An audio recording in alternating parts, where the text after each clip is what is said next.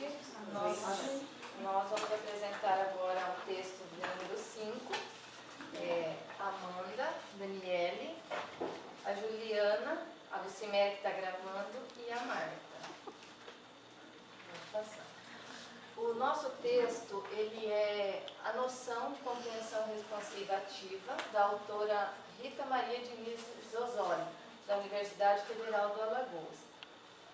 O objetivo dela, nesse trabalho, é fazer uma reflexão sobre a contribuição da noção dessa compreensão responsiva ativa para o ensino de línguas e para o ensino de forma geral. Ela também utilizou e citou no trabalho dela, nesse texto, uma pesquisa que está sendo feita lá nessa universidade sobre o ensino de línguas. Essa pesquisa está sendo feita desde 1995 e ela utiliza informações não só lá, de outros lugares geográficos, como ela disse. Então, o que seria essa compreensão responsiva ativa? Compreensão seria, compreender, o ato de entender, responsiva de resposta. Então, você compreende, entende e já responde ativamente, na visão da autora. E ela traz uma problematização, por exemplo, assim, será que existe uma resposta certa, uma resposta errada, ou seria só uma resposta inadequada? O que eles perceberam nesse estudo, nessas pesquisas? Eles perceberam que na sala de aula, quando o professor ele favorece essa resposta ativa do aluno, a compreensão do aluno ela muda de maneira positiva. Então, o que seria? Não teria uma resposta inadequada. Por exemplo, seria um contexto de você produzir no aluno, quando você está, como eu agora estou apresentando para vocês, uma interação. Você vai expor e o aluno ele vai compreender e vai responder ativamente aquilo. Pode ser que o que ele compreende naquela maneira, naquele ato que ele vai responder, não seja aquilo que você está querendo que ele entenda. Mas ele teve uma compreensão e teve uma ação, que daí seria inadequado para aquela situação que você está querendo transmitir, mas não seria um conceito de resposta errada. E ela também faz uma crítica no trabalho sobre o modelo de ensino atual, que ele seria assim, baseado no professor pegar a informação e fazer uma transmissão, o aluno pegar essa informação e reescrever ela, como que eu vou dizer? Transmitir e a pessoa, como que eu vou dizer para vocês? Não é reescrever, que você pega, passa a informação já pronta, aí o aluno ele assimila. Não seria assimilar, tipo assim, parafraseia, ótima colocação. Ele parafraseia, ele só repete aquilo, com outras palavras, que seria um modelo de educação repetitivo. E agora nós vamos falar um pouquinho sobre os conceitos básicos dessa teoria, que seria a língua, a linguagem, que ela se dá através da comunicação, do diálogo, da interação. E daí esse dialogismo, que seria uma interação através do diálogo, a compreensão responsiva ativa que eu já falei, o ato de entender, você responder ativamente, a compreensão e reconhecimento, que eu achei muito interessante até pedir para a Marta me explicar, porque eu não tinha entendido muito bem isso aí, mas eu achei muito legal. A diferença entre a compreensão e reconhecimento. Ela me deu um exemplo assim, por exemplo, a criança, ela está aprendendo a ler. Ela reconhece as letras e forma a palavra, consegue até ler, por exemplo, falar, juntar as letrinhas e formar a palavra.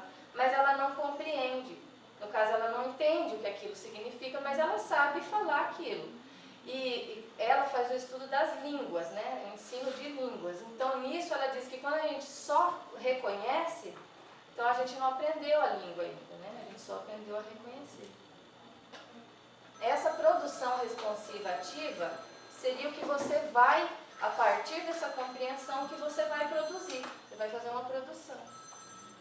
E a compreensão responsiva passiva, ela cita que é só quando você vê algo abstrato, que você pode ser passivo quanto aquilo, porque senão você é ativo. Essa passividade a gente vê nessa língua estrangeira escrita morta, no caso do latim, que é uma língua que a gente só sabe que existe, mas não utiliza mais. Muito bem. Agora passo a palavra para a Ana. A estudiosa, a autora do texto, a Rita, ela enfatiza muito em todo o trabalho dela esse autor. E, na verdade, quem foi? O Mikhail Mikhailovich Bakhtin, né? Quem foi ele? Ele foi um filósofo, ele foi um pensador em várias coisas, além de ser um teórico em artes, em cultura, isso na Europa. Ele é considerado um dos maiores estudiosos em língua, sobre a linguagem, e as suas obras, dentre outras, influenciaram muitas áreas e muitas disciplinas. Áreas como crítica de religião, semiótica e o marxismo, e disciplinas como psicologia, história e filosofia.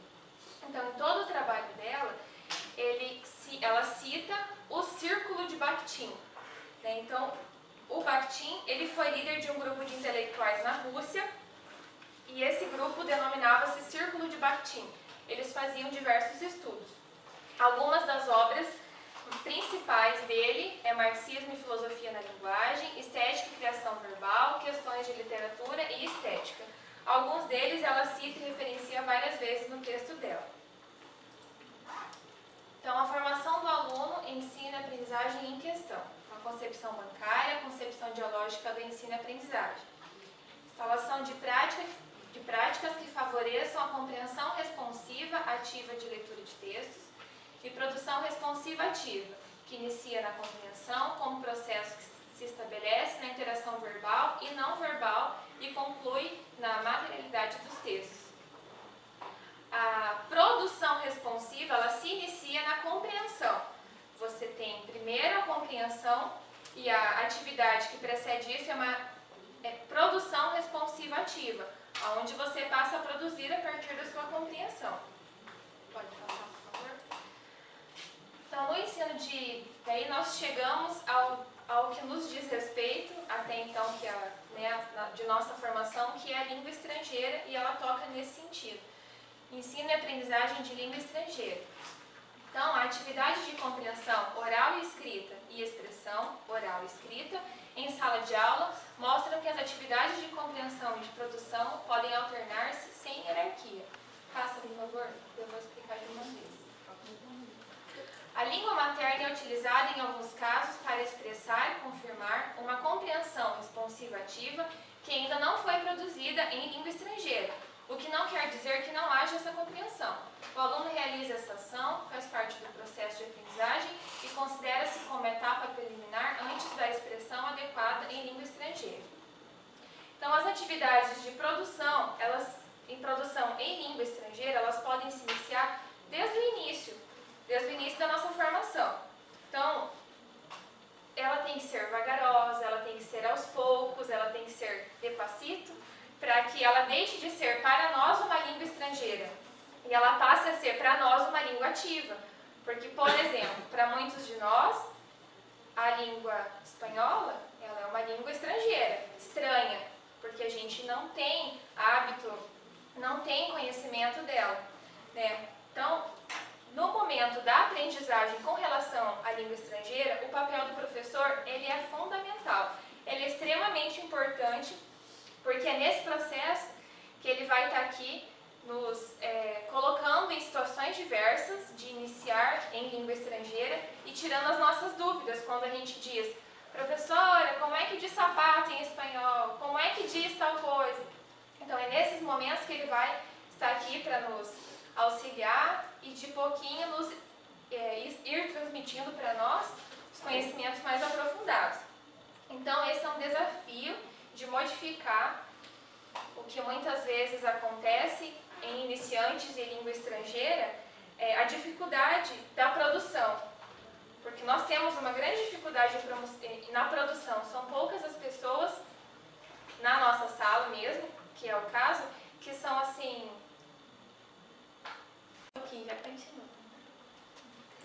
são poucas as pessoas aqui do nosso convívio que são muito familiarizados com a língua estrangeira. Então, o que acontece? Se a língua estrangeira ela for colocada para nós de forma bruta, de forma obrigatória, a partir de agora você tem que falar em língua estrangeira, nós vamos nos sentir assustados e vamos pensar, nossa, estão exigindo demais da gente nesse sentido. Eu não tenho que saber isso agora. Então a gente acaba se desestimulando e muitas vezes abandonando, né, o que nós poderíamos ter por sequência em nos formarmos então em língua estrangeira ou nos tornarmos nativos e a língua estrangeira ser ativa no nosso dia a dia. Passa por gentileza as nossas considerações finais. Então assim, tem alguns pontos, né? Então, a oposição à descrição abstrata e passiva da língua e a defesa do diálogo, da atitude, da compreensão responsiva ativa. Então, todos compreenderam assim, o que é a compreensão responsiva ativa? Nós temos que compreender, para a partir disso termos uma produção, né? Essa perspectiva ultrapassa o campo do ensino de línguas, interessa o ensino e a aprendizagem no plano geral. A formação de alunos cada vez mais responsivos, ativos, fará uma grande diferença na qualidade da educação. Então, as experiências, as atividades que nós vamos ter em sala de aula, porque nós somos iniciantes na língua, então, elas têm que ser significativas para nós. O tema e as atividades, eles têm que ter significado para nós. Ou não vai ser interessante, ou ela não vai se tornar uma língua ativa para nós. Então, as situações que nos serão apresentadas, elas vão fazer toda a diferença na nossa aprendizagem, para que um dia a gente possa também, né, tornar outras pessoas que tenham tornar outras pessoas compreensivas e ativas em língua estrangeira, que atualmente, por enquanto, nós não somos compreensivos, ativos em língua estrangeira, para que possamos assim ter uma produção responsiva e ativa em língua estrangeira. Algumas da nossa referência, então, né, do texto da Rita, e este foi o nosso trabalho.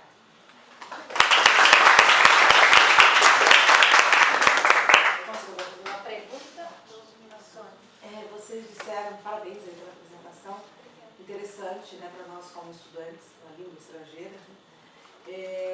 Disseram que o texto, né, citava a questão da pesquisa que desde 1995 desenvolvido com alunos daquela faculdade e de outras.